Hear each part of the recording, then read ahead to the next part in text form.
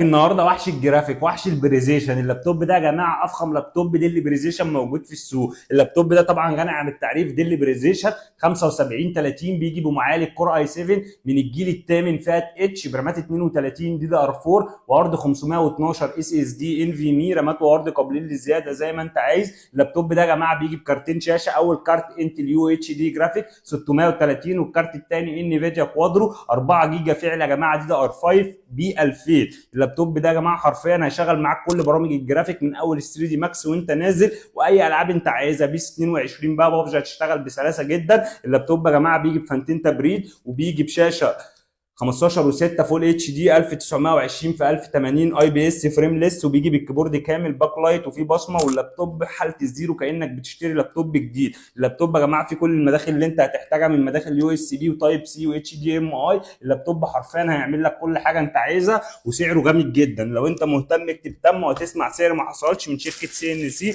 لارخص لابتوب ديل بريزيشن موجود في السوق. اللابتوب ده يا جماعه بسلمه لك بالشاحن ال 180 واط، وبديك شنطه محترمه جدا وكابل باور وستيكر عربي وشنطه وماوس، والشحن عندنا مجانا لحد باب البيت. لو انت مهتم اكتب تم وهتسمع سعر ما حصلش لارخص جهاز ديل بريزيشن 7530 موجود في السوق. والحالات يا جماعه زي الفل كانك بتشتري لابتوب جديد، حاجه بسم الله ما شاء الله. شكرا.